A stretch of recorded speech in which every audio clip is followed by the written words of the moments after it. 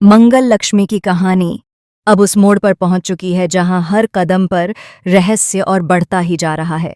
बरखा और कर्ण अपनी चालें चलने में लगे हुए हैं और दूसरी तरफ लक्ष्मी सच्चाई को उजागर करने के लिए हर सीमा तक जाने को तैयार है। कार्तिक की मौत ने इस परिवार की नींव हिला दी है और अब हर कोई इस रहस्य के पीछे की वजह जानना चाहता है। लेकिन सच्चाई उतनी आसान नहीं है जितनी दिखती है। लक्ष्मी को अब भी यह यकीन नहीं हो पा रहा था कि कार्तिक की मौत कोई हादसा नहीं बल्कि एक बहुत बड़े षड्यंत्र का हिस्सा थी। घर में सब लोग मान चुके थे कि यह एक दुर्भाग्यपूर्ण एक्सीडेंट था, लेकिन लक्ष्मी को कहीं न कहीं दिल के किसी कोने में लग रहा था कि बात कुछ और है, बहुत गहरी और बहुत खतरनाक। लक्ष्मी मुर्दा घर में एक डरावनी सच्चाई का सामना, रात का सन्नाटा, हवा में फैली ठंडक और मुर्दा घर की खामोश दीवारें। लक्ष्मी वहां लेटी हुई थी, जैसे किसी ने उसे बेहोश करके जानबूझकर यहां लाया हो। उसकी आंखें अभी भी भारी थीं, लेकिन उसकी आत्मा सच को सामने लाने के लिए पूरी तरह जाग चुकी थी। अचानक दरवाज़ा धीरे धीरे चरमराता है। काले कपड़ों में ढकी एक परछाई अंदर आती है, शांत, धीमी लेकिन बेहद खतरनाक। यह परछाई कोई और नहीं, बरखा थी। बरखा के चेहरे पर ऐसा सन्नाटा था जैसे वह किसी और रूप में बदल चुकी हो। वह खुद को छुपाने की कोशिश कर रही थी ताकि उसका पहचानना मुश्किल हो जाए, लेकिन उसका इरादा साफ था, लक्ष्मी को हमेशा के लिए रास्ते से हटाना। बरखा के हाथ में एक केमिकल की बोतल थी और दूसरी तरफ एक माचिस की तिल्ली। वह बड़बड़ाई, अगर लक्ष्मी को सच जानने से रोकना है तो उसे यहीं खत्म करना होगा। लक्ष्मी की आंखें खुलती हैं। एक डरावना दृश्य सामने, लक्ष्मी धीरे धीरे होश में आती है और अपने सामने खड़े काले कपड़ों वाले शख्स को देखती है। वह समझने की कोशिश करती है कि यह कौन है, लेकिन चेहरा ढका हुआ था। वह फुसफुसाकर कहती है, कौन हो तुम? लेकिन कोई जवाब नहीं। बरखा तेजी से वहां ज्वलनशील तरल छिड़कने लगती है। लक्ष्मी की सांसें तेज हो जाती हैं। उसका दिल डर से तेजी से धड़कने लगता है। अचानक माचिस की आवाज आती है, छर्र। बरखा तिल्ली जलाती है और कहती है, अब कोई नहीं बचाएगा तुम्हें लक्ष्मी। लक्ष्मी चीखने की कोशिश करती है, लेकिन आवाज कमजोर है। रुको, मैं जानना चाहती हूं कि तुम कौन हो। आखिर मैंने क्या किया है तुम्हारे साथ? लेकिन बरखा एक कदम भी पीछे नहीं हटती। जैसे ही वह आग लगाने वाली होती है, अचानक उसकी नजर लक्ष्मी के हाथ पर जाती है। वहां वही कंगन था जो कार्तिक ने अपने आखिरी दिन उससे पहना था। बरखा एक पल के लिए रुकती है, लेकिन यह रुकना उसके अंदर के शैतान को कमजोर नहीं करता। वह आग लगाने की कोशिश करती है, और तभी कर्ण की एंट्री। हीरो बनकर नहीं, बल्कि एक सवाल बनकर दरवाजा जोर से खुलता है। अंदर कोई तेज कदमों से आता है। कर्ण! लक्ष्मी!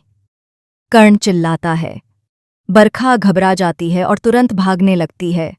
उसका दुपट्टा थोड़ी देर के लिए जलती रोशनी में आता है और लक्ष्मी को उसका एक झलक दिखती है, लेकिन वह पहचान नहीं पाती। बरखा भाग जाती है और पीछे छोड़ जाती है सुलगती हुई आग और डरी हुई लक्ष्मी। कर्ण बिना सोचे समझे अंदर कूदता है और आग को बुझाने की कोशिश करता है। वह लक्ष्मी को गोद में उठाकर बाहर ले जाता है। लक्ष्मी की आंखें नम हो जाती हैं। वह धीमी आवाज में कहती है, कर्ण। वो कौन थी? क्यों मेरी जान लेना चाहती थी? कर्ण उसे शांत करवाते हुए कहता है, लक्ष्मी, तुम अब सुरक्षित हो। मैं हूं ना, कुछ नहीं होने दूंगा। लेकिन क्या यह सच था? क्या कर्ण सच में उसे बचाना चाहता था, या यह भी उसकी योजना का ही हिस्सा था? कर्ण का बदलता रूप।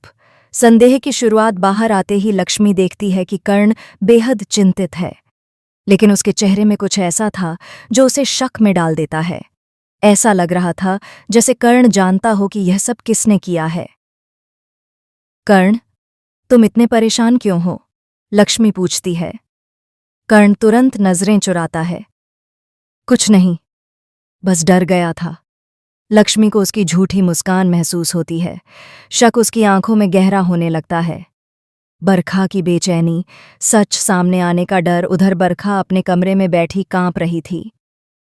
अगर कर्ण ने मुझे देख लिया होगा तो? अगर लक्ष्मी ने मेरा पर्दाफाश कर दिया तो? वह खुद को संभालने की कोशिश करती है, लेकिन उसका मन डर और अपराध बोध से भर चुका था। बरखा बार बार खुद को समझा रही थी, मैंने कुछ गलत नहीं किया, मैं तो सिर्फ अपना हक ले रही हूं। लेकिन कार्तिक की मौत, क्या वह वाकई सिर्फ एक हक का मामला था, या उसने सब गुस्से और नफरत में किया? लक्ष्मी का शक। सच की खोज शुरू। लक्ष्मी का मन शांत नहीं हो रहा था। उसे भरोसा था कि कर्ण उसे बचाने आया, लेकिन कहीं न कहीं ऐसा भी लग रहा था कि कर्ण कुछ छुपा रहा है। लक्ष्मी सोचती है, अगर कर्ण बेगुनाह है तो वो उस रात वहां कैसे पहुंच गया? और काले कपड़ों वाला इंसान कौन था? क्या वो बरखा थी? क्या कार्तिक की मौत एक षड्यंत्र थी?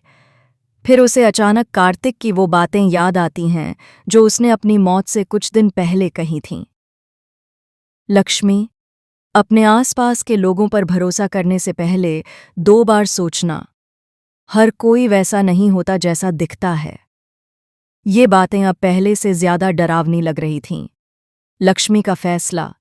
सच सामने आएगा। लक्ष्मी दर्पण के सामने खड़ी होती है और खुद से कहती है, अब मैं पीछे नहीं हटूंगी। चाहे कितना भी बड़ा खतरा क्यों न हो, सच्चाई सामने लाकर रहूंगी। उसकी आंखों में एक नई चमक थी, हिम्मत की, जिद की और न्याय की। कर्ण का डर, क्या उसका सच सामने आने वाला है? कर्ण अकेला कमरे में बैठा था, उसके हाथ कांप रहे थे। अगर लक्ष्मी को बरखा पर शक हो गया तो? अगर उसे सच्चाई पता चल गई तो? कर्ण खुद से लड़ रहा था। वह दिल से गलत नहीं था, लेकिन हालात उसे गलत लोगों के साथ खड़ा कर रहे थे। कर्ण डर के साथ खुद से कहता है, मैं लक्ष्मी को खो नहीं सकता, लेकिन अगर वह सच्चाई को जान गई तो? लक्ष्मी का सामना। बरखा से पहली सीधी टक्कर। अगले दिन लक्ष्मी तय करती है कि वह बरखा से आमने सामने बात करेगी। बरखा को देखकर वह पूछती है, कल रात तुम कहाँ थी? बरखा चौंक जाती है। क्या मतलब? लक्ष्मी सीधे उसकी आंखों में देखती है। क्या मतलब का मतलब? तुम जानती हो मैं किस बारे में पूछ रही हूं? बरखा का गला सूख जाता है। वह कुछ कह पाती उससे पहले लक्ष्मी जोड़ती है, और हां, जो भी सच है वह ज्यादा दिनों तक छुपेगा नहीं। बरखा पसीने से तरबतर हो जाती है। उसे अपने पांव के नीचे जमीन खिसकती महसूस होती है। क्या लक्ष्मी बरखा को एक्सपोज कर पाएगी? जिस अंदाज में लक्ष्मी एक एक बात जोड़ रही थी, उससे साफ था कि अब सच ज्यादा दिनों तक छुपेगा नहीं। और दूसरी तरफ बरखा भी अब लक्ष्मी को सबसे बड़ा खतरा मान चुकी थी। यह लड़ाई अब सिर्फ कार्तिक के न्याय की नहीं थी। यह लड़ाई अब 2 महिलाओं की थी, एक सच के लिए और दूसरी अपने गुनाह छुपाने के लिए।